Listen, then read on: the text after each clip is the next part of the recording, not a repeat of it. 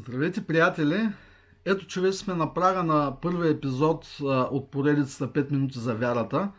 Избрах в този първи епизод да си говорим за църквата. За това какво е църквата, какво представлява тя.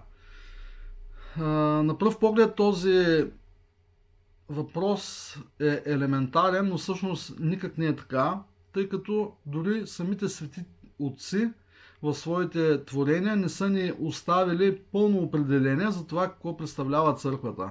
Дори в нашето съвремие, ако зададем въпроса на хората около нас какво е църквата, едни ще кажат, че това е сградата, в която се извършват богослуженията. Други ще кажат, че това е една от обществените институции в нашия свят. Трети ще кажат, че църквата представлява иерархическия ред, иерархическата структура на клира в нея. И реално погледнато, всеки един от тях ще е казал някаква истина, но в крайна сметка това не е пълната истина. Трудно е да се даде точно изчерпателно определение на това какво представлява църквата. Затова, ако кажем, че църквата е една общност на вярващите в Христос, няма да сбъркаме. Всъщност, самия Господ основава своята църква на деня Петдесетница. Това се е случило 50 дни след Неговото славно възкресение и 10 дни след Неговото славно възнесение. Този ден е бил празник и за самите юдеи. И в този ден светите апостоли през Света Богородица са пребивавали в Иерусалим. Намирали са се, както казва евангелиста, в Сионската горница. Това, братя и сестри, е стаята, в която нашия Господ извърши тайната вечеря и за първи път причести своите апостоли. В този ден светите апостоли заедно с Пресвета Богородица, пребивавайки в тази стая, се молили усърдно на Бога. Те правили това всеки ден след Неговото възнесение на небесата.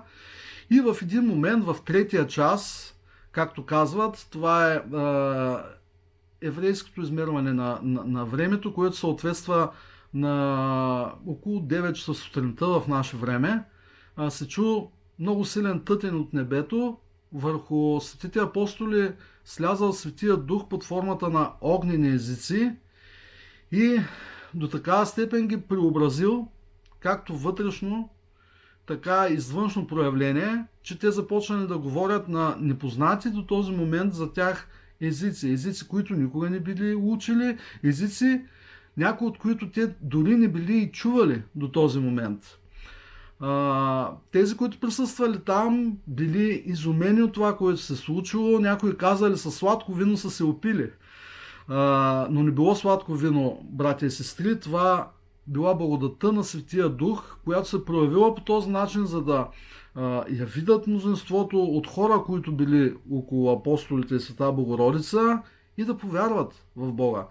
И това и се случило.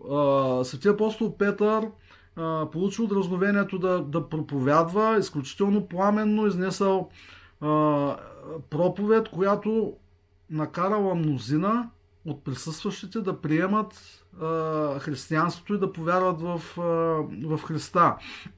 Този Свети Дух, който слязал над апостолите под формата на огнени езици, до такава степен ги преобразил и ги утвърдил в вярата, че тези мъже до края на живота си се занимавали единствено с висшата кауза и цел да проповядват Христа, да благовестят за Христа.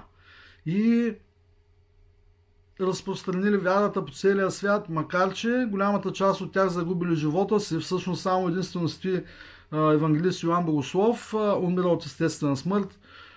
Всички останали умират мъченически.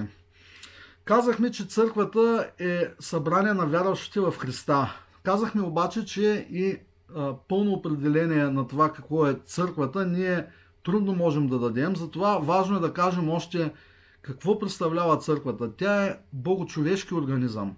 Църквата е организъм, чиято глава е нашия Господ Исус Христос, а тялото образуваме всички ние, които сме в тази църква. Ние сме, както казват, членовете на това тяло. Всеки един с талантите, които са му дадени от Бога, допринася за благостоянието на тази църква, за живота на тази църква. Едни са проповедници, други свещенодействат, трети пеят, четвърти чрез същността на ръцете си се грижат за благостоянието на храма, за това храма да изглежда красив, благолепен и така нататък. Всеки си има своята функция в този богочовешки организъм. Ето защо ние казваме, че ние сме всички братя и сестри, защото ние сме част от това голямо семейство, наречено Христова църква.